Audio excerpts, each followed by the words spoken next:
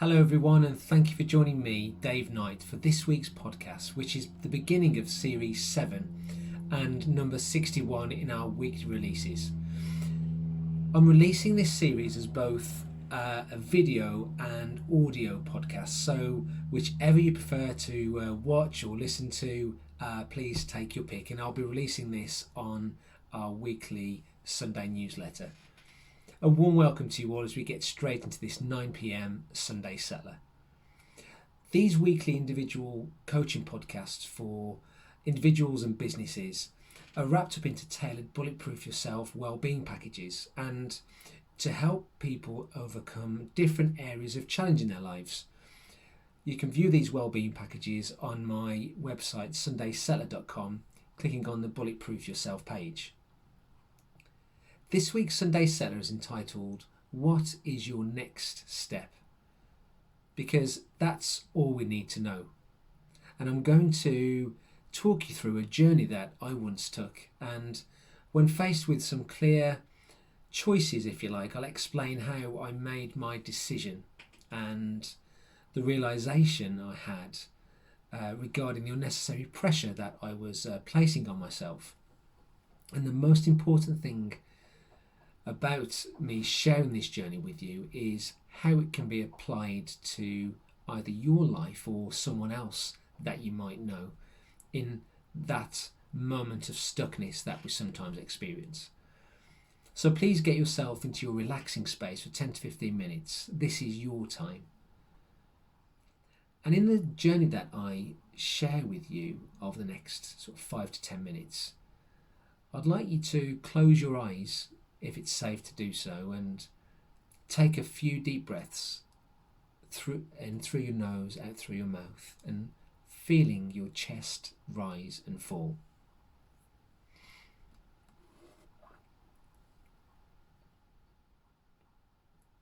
So the journey I'm sharing with you begins at night time, and at this point in my journey I just climbed even more hills in the event that I was taking part in, and it was a couple of hours since we'd left our support team at the 36-mile checkpoint, I think it was, and it was mid-June and very, very warm. The local midges had taken a shine to my sweaty face, which was dripping with sweat, and trying to walk as fast as I could, literally just focusing on the heels of my friend's heels, using my head torch light as my guide, if you like. It was my beacon.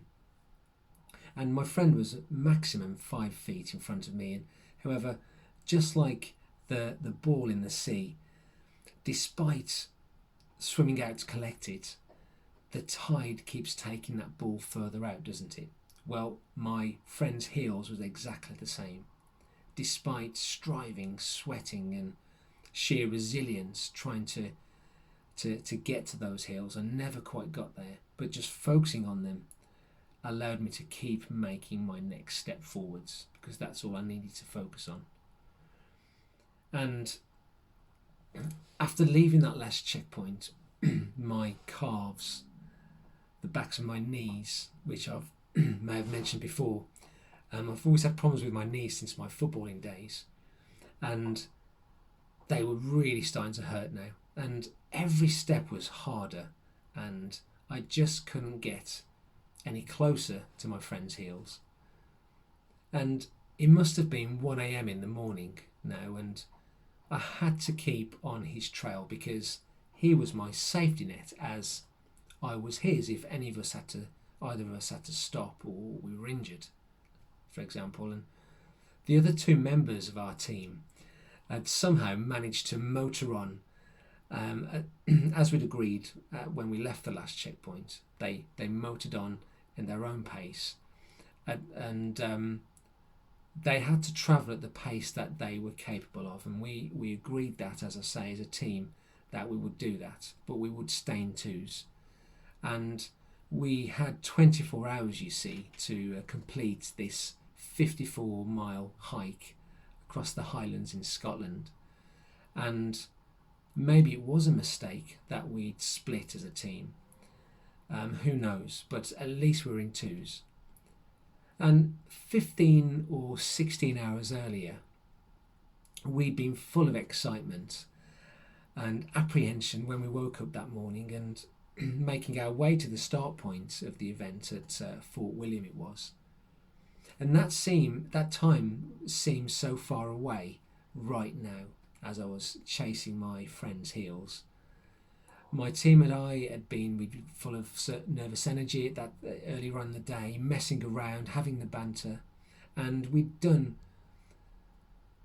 so much training, if you like, for this event. We'd prepared for it, and at the start we'd even ran, regrettably that is, most of the first 24 miles or so with our backpacks, gaiters and hiking sticks in hand. We reached the last checkpoint at approximately 3 a.m. in the morning, and I hit the wall, both physically and mentally. And after a quick change of socks, however, and after a quick blister cover-up and some food that was prepared by our support team, we had to get straight back onto the path, on the hills, for that last leg of the event, towards the finishing line. And my legs were like lead weights right now, and they were killing me. At least it wasn't dark. That was the main thing. It was the sun was slowly rising. It was beautiful. To his credit, my friend stayed with me, but he had to carry on at his pace, because I think in my hallucinatory experience, I'm sure I said the words carry on, mate," because I'm not stopping. I'm not carrying on, rather. I'm stopping anyway. I'm not going to finish this event. And I had the choice to stop, after all, didn't I? And considering this event wasn't something we'd be doing again in a hurry, I wanted at least to allow him, my friend, to finish the walk under the 24 hours. And staying with me, he wasn't likely to finish it in that time. So, carry on, I said, carry on. But I knew that if I didn't complete the walk under 24 hours, then none of our team would have received a medal for the achievement of finishing. So it was a team event. And I saw my friend reluctantly climb the hill that was beckoning for him, and it was the hill that I was just about to be climbing as well. And he followed it to the right and was gone. So I was by myself now. I was alone, except for the odd walker that I came across in the other hikers I came across in the event. But I had me, nobody else. And I was hallucinating. I was physically wrecked. I had no sleep and could barely walk. It felt quite bad. I could feel the nails on my toes even falling off after every step. But during those 6 to 8 hours of walking through the night up until this point, every step I'd taken, I'd literally been beating myself up with these kind of narratives. You should be better than this. You're letting your team down. You should be able to do this event. Why can't you do it? Comparing myself, I guess, against the military, whose challenges it was to run the same event, to actually run it, and with rocks on their back, physical rocks on their back, in a much shorter time than what we were walking this event. And I also asked myself, what about soldiers who have to patrol day to day and for weeks and months on end, for hours and hours each day? How about those who conquer Mount Everest with no oxygen? All those extra layers of pressure thinking on myself, and I was literally defeating myself. At this point in my life, it was the most all-round demanding event that I'd ever done, and I'm quite proud of it, in fact, if I'm completely honest with you. So Why was I beating myself up about it? The military weren't even next to me, nor were those Everest climbers, and now at this point, neither was my team. I hallucinated the pressure upon myself. And I wonder if you could relate to that at any level. I see it and hear it so often, and in conversations with my clients, how we can compare ourselves to others, their successes to ours, someone else's successes rather to ours. How we can tell ourselves that we don't belong on the stage that we're on, or in the arena that we're in. How we punish ourselves for not feeling the way that we expected ourselves to feel. How we have these moments of self-doubt about being worthy enough. How we question whether we really can achieve what we set out to achieve. Whether we think we can get through this period of being bullied. But coming back to this event now, my event, I saw the 48-mile mark ahead and thought, just keep walking. Just keep walking. Put your foot forward and then the next one. I know if I stopped, that was it. The event was over for me. The event was completely and utterly over. No more steps. And I knew that if I did stop, I could easily be taken by my support team back to where I needed to be and have all the luxuries of a hot bath and food and all that kind of stuff. Get a massage. But that would have been quite easy, wouldn't it? It really would. And perhaps you can relate to something like that in your life. What I didn't know was what could happen if I could literally just keep taking the next step and the one after that. Just keep repeating it, I said to myself, and how much further could I get if I just kept putting the next step forward? Step after step, step after step. Where could it take me? How far could I get if I literally just kept on doing that, nothing else? What would it be like if I could get there? Now, if you are interested, I did finish the walk within the time frame. It was 22 hours, 45 minutes, I think it was, and we all the team got our medal. And it was something else walking around that final corner, seeing the finishing line and Loch Lomond ahead, and the adulation from everyone involved in the event. It was quite an emotional event. It was amazing. But when you're ready, I'd really like to invite you to open your eyes and realise again where you are at the moment, taking a few deep breaths.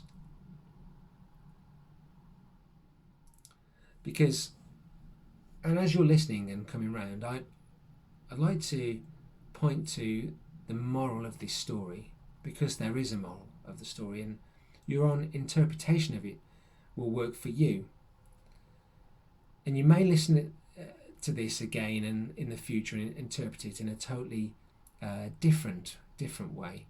But my message is aimed at uplifting someone who feels burdened, perhaps someone who feels stuck, someone who regularly compares themselves against others, or puts those metaphorical rocks on their back, day in, day out.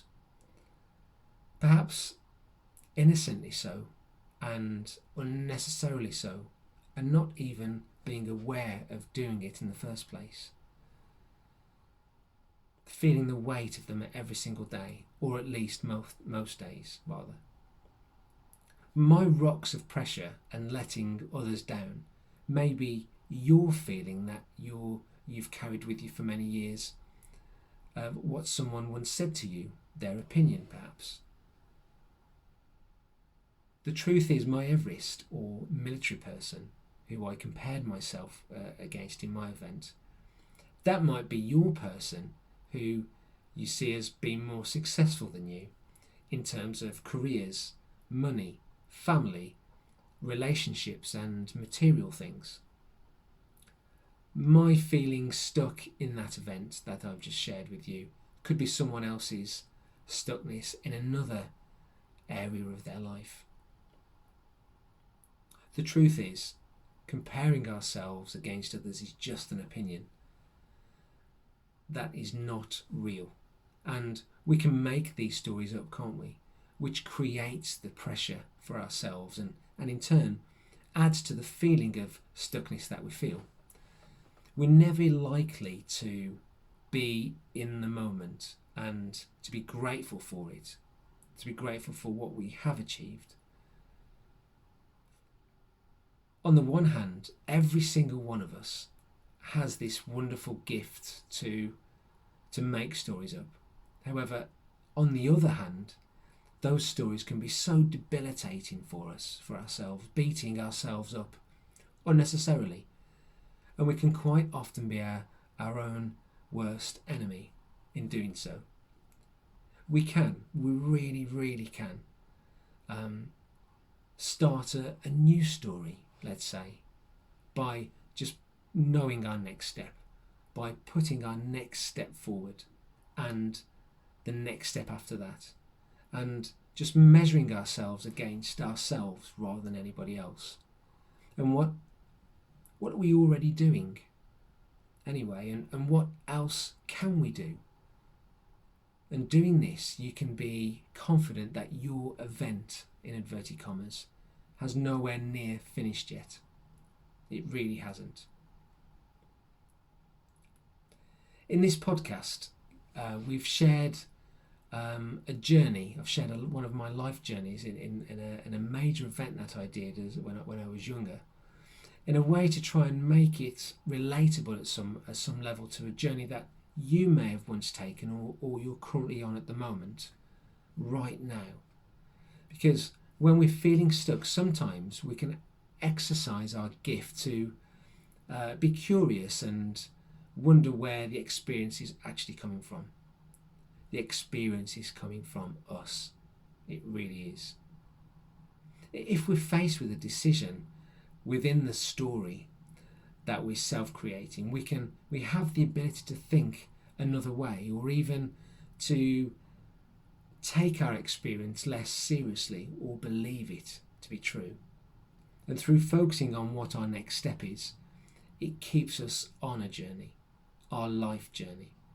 And we might just be able to recognise the things that we are doing and gain strength from it, as opposed to the things that we think we're not doing, or this in itself can feel very inspiring by just recognising what we are doing. And I appreciate you listening to this podcast, and if it's been of interest or useful to you anyway, please help us to keep up the impact of this work and share and like across all of your platforms.